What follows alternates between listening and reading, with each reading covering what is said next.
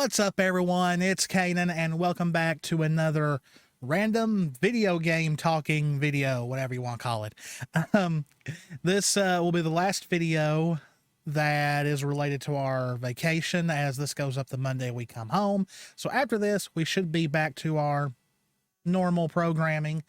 But the last video we put up was me going over games from past Nintendo systems that I'd like to see ported to the Switch, or maybe the successor to the Switch. And if you're wondering why there was no Fire Emblem games on there, it's because I originally had planned an entire video of Fire Emblem games I would love to see brought to the Switch, but ran out of time to do that. So came up with this instead. Now, as much as I love Nintendo, my gaming roots started on the PlayStation 1. Before the PlayStation 1, I had played other video game consoles like the NES, the Nintendo 64, the Sega Genesis, but I really did not catch on to video games until the PlayStation 1. And the PlayStation 1, to this day, has some of my most heartwarming and fuzzy memories of looking back at my childhood. Now, of course, yes, the PlayStation 2 also is very high on that list. The PlayStation 2 was an amazing system with an amazing library, but it all started for me on the PlayStation 1, and today I'm going over a handful of games that really defined me as a gamer and what really developed my love of video games. Now, two of these I have still to this day never beaten, but I plan to correct that. But there were still aspects of it that I really, really enjoyed that make them memorable. So I'm not going to do a special countdown or anything. I'm just going to bring them up on screen, talk about them for a little bit, and then we can go on with our day. All right, so as always, if you enjoy our content, please hit the subscribe button, hit the notification bell, click that like button, leave a comment, because I love it when you guys share your own stories with us. And so back when I was a kid, video games was not a big thing in our house, but simply because for the longest time, my parents couldn't afford them. We had an NES when I was really little. I still don't know how we got it. It was my older brother's. And the two big games that I remember playing on the NES were Top Gun and Super Mario Brothers. Then after that, I have lived on farms for most of my life.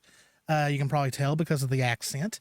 But I was mostly a kid that played outside growing up. And then, when we finally got stuff like satellite television, like when Prime Star, gosh, am I aging myself big time here? Yeah, Prime Star, before DirecTV bought them out, that finally came into our home, so I was finally able to actually watch a lot of mainstream television. Like, my gosh, when we got Cartoon Network and Nickelodeon and the Disney Channel all together, that's all I wanted to do was watch TV. And I think my parents started to buying me game systems just because it was the big thing, because I do remember having a Nintendo 64 and a Sega Genesis, but never a whole lot of games for it. I think the biggest games I had on Nintendo 64 was like Mario Kart 64, Mission Impossible, and stuff like that. I had a cousin who had GoldenEye, and we played that for a little bit. And then they got me a Sega Genesis, and really the only games I had on that I remember playing were Sonic and Knuckles, Primal Rage. Man, bring that video game series back. What a dinosaur fighting game? Yes. And of course, what else was there? Of course, Aladdin, The Lion King. Jess to this day says The Lion King is the one game nobody can beat, but I'm sure there's people who have beaten them. So if you ask me, during this era, the PlayStation 1 era, I guess you could kind of say it's where the Dreamcast era also started, before the PlayStation 2 era. This was, I think for a lot of people, that era of gaming where games had definitely changed. They had become way more advanced for that time period, but it was also when game developers were taking more risks. They were making more original games. These days, Yeah, we've got a lot of original games, but it seems like a lot of people, I mean, even in Hollywood with movies, they're relying way too much on remasters and remakes instead of actually maybe revisiting old series that could actually make a profit, because people actually want to play these games again. But they're not, but then they'll make a game, but then they'll add like DLC and microtransactions that kind of ruin the original spirit of those original games. And a lot of these games, I wish that we kind of still stayed to this formula, because I think a lot of these games still stand the test of time and are still really, really great games, that a lot of them have kind of been left behind, sealed away in a vault by some of them. And even though I think if we ever do see these games again, it'll probably be remakes or remasters. But even in that in itself, that's kind of better than just keeping them sealed away. But anyway, the first game is definitely not part of a series that has been left behind, as they're still making new entries in the series today. Some of them not as good as this one. And I have talked about this game before in previous videos, and so my first PS1 memory is Harvest Moon Back to Nature. My first game in the Harvest Moon series, even though at the time the game that sparked my interest was Harvest Moon 64, after reading about it in a issue of Nintendo Power. I went to GameStop, EB Games at that time, as EB Games was still around here at that time, looking for Harvest Moon 64, found Back to Nature, looked at the back. It was the exact same game. And pretty much Back to Nature and Harvest Moon 64 are kind of the same game, just some things are different. And man, it just, the hours of my life I lost to this game. I always tell this story when it comes to this game.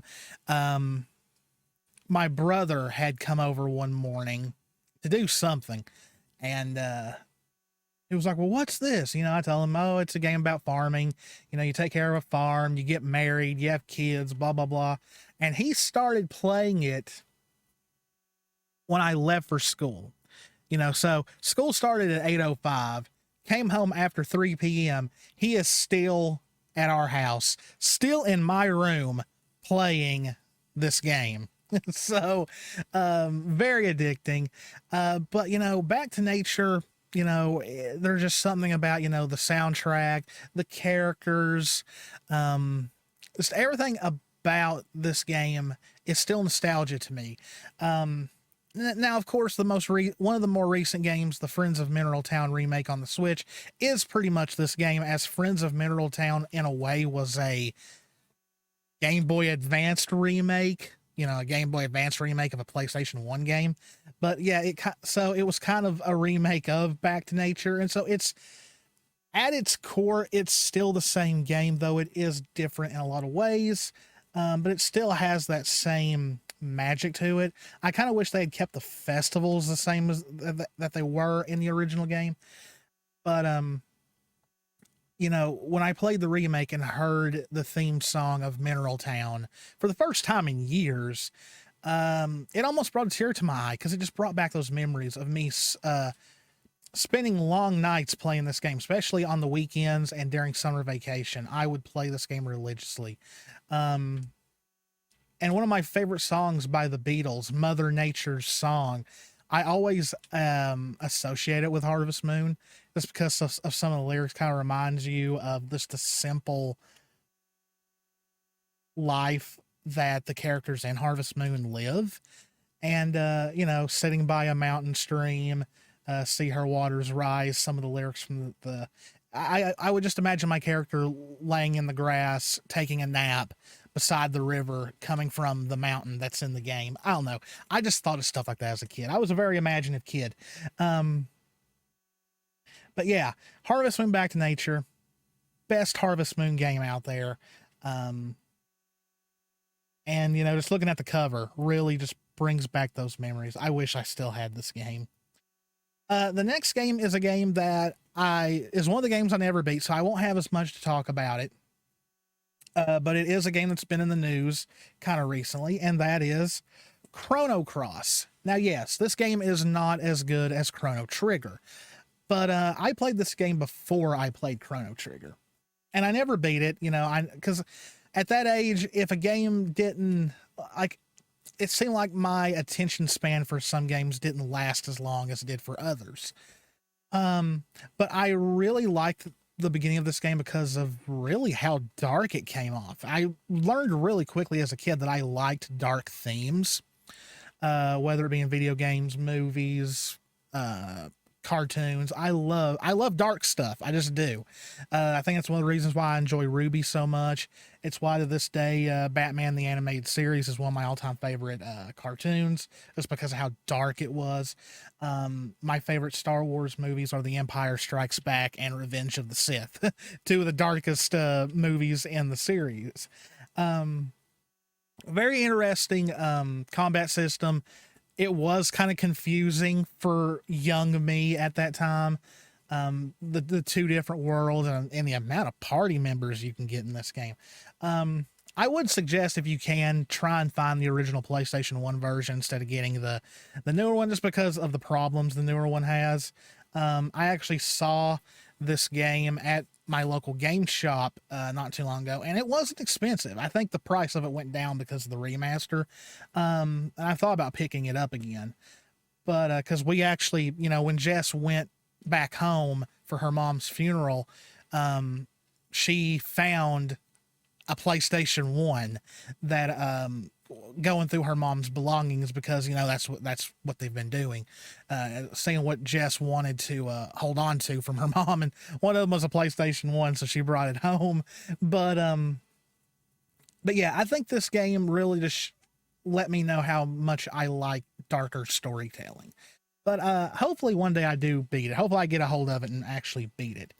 The next one is yet again another game that I didn't beat. I did have this game, and there's been talk of a remake apparently, though nothing concrete yet. But that is The Legend of Dragoon. Yes, I never beat this game. I did start it. I think I got to the first boss and just got stuck. Because as a kid, I didn't understand the concept of level grinding until a little bit later in the PlayStation's life cycle. But I thought this game was cool because of, the Dragoon transformations, stuff like that, but I did not get very far in this game. I would love to pick it up again, even if it's just the original PlayStation 1 version, and really try and give it another shot, because I've heard a lot of people say it's one of the best games in the world. And I do remember with what I played, I was interested.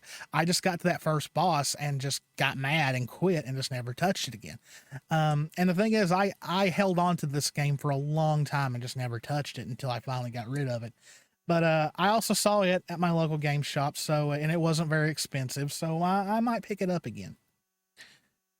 The next one is Mega Man Legends, and boy, this story is full of heartache. I've never been good at platformers. The first game I ever played was a platformer was Oddworld Abe's Exodus, the second game. And I learned very quickly from that game that I was not good at platformers. The only platformer I've ever been good at and actually beat all the games was the Jak and Daxter series. Now, this one was way different. This was kind of seen as the black sheep of the series because it wasn't your standard Mega Man game. It was a third-person action-adventure game where the camera was situated behind Mega Man. And you could run around on this 3D map and, jump, and it was kind of like an RPG. It was more of an RPG than a platformer. And then the second one came out. Second one was not as good, I didn't think, as the first one. And then, of course, anyone who's ever played Mega Man Legends knows about the cliffhanger in Legends 2. We got teased that, yay, Mega Man Legends 3 was finally coming out, sadly on the 3DS, but I was happy with anything, and then got canceled by Capcom. And believe it or not, I was actually part of the 100,000 strong for bringing back Mega Man Legends 3 on that Facebook group that tried to get enough members to bring it back. And we actually did hit our goal. But from what I heard, I don't get on Facebook much anymore, but from what I heard, the group kind of imploded. But I hope one day we get that sequel. I remember the day I read that Mega Man Legends 3 had been canceled. I literally cried. I was so mad. I was so heartbroken because I had waited over 10 years for them to do that sequel. And then they're like, oh, yeah, we're doing it. And then no. At that time, I think this was around 2010, 2011. Capcom went through a really bad era around that time. They've picked themselves up now since then. But Mega Man Legends, I just remember being a very enjoyable game, a very frustrating game because first time playing against some of the bosses is very frustrating. And then I got to where I beat the game so many times, I was beating everything first try every single time. But yeah, if you've never given Mega Man Legends a try, I would definitely suggest playing it. It's a really good game. The next one is Dino Crisis. The first one, of course. Now, you all know, if you've been on the channel for, as you know, for a long time, especially when the channel first started, you know that I love horror games. I love survival horror. I love psychological horror, action horror. I can get into, I can play it, but I'm not as much into it as the actual real scary stuff. And one thing you'll notice about this list is that Resident Evil, Resident Evil 2, Resident Evil 3 are not on this list. Neither is Silent Hill 1. And that is because during the PlayStation 1's initial run, I didn't play any of those games. I didn't know they existed because you got to remember, I was a kid, plus the internet was still very early in its infancy at that time. You just didn't know about this stuff. Really, the only way you could find out if a game was good or not was go to the store, get the game, come home and play it. That was really it. And but Dino Crisis I picked up because I loved dinosaurs as a kid. I mean I still have a small love for dinosaurs. But as a kid I loved them. Now when I say as a kid, when this game came out, I think I was around middle school. And Dino Crisis was the first time I ever experienced survival horror. Made by Capcom, of course. It's pretty much Resident Evil with dinosaurs, but this was one of the first games where I played a game that had a female protagonist, which is Regina. Sadly, she's kind of been forgotten by Capcom. This whole series has been forgotten by Capcom since the very awful third one on the original Xbox. I don't know what they were thinking when they made that piece of garbage. But and Dino Crisis 2 was all right, but it lost its horror element big time. This game it wasn't exactly scary, but the atmosphere was. The music. Like, they made dinosaurs scary. And it came out around that time where a lot of people said, oh, it's a video game version of Jurassic Park. But I played this game so many times, guys. I would beat it and then just load it up and play it again, like over and over and over. Dino Crisis will always be on my list of greatest PlayStation 1 games. And this is one time where I'd say, please remake this game or release it as a remaster. Like, I want to see the first Dino Crisis re-released. But until then, I'm going to have to find another copy of this game for sure. Next on the list, next to last, is Final Fantasy IX. Yes, you would know a Final Fantasy game would be on this list because the PlayStation 1 had quite a bit of them, especially, you know, what a lot of people call the marquee games in the series, which is 7, 8, and 9.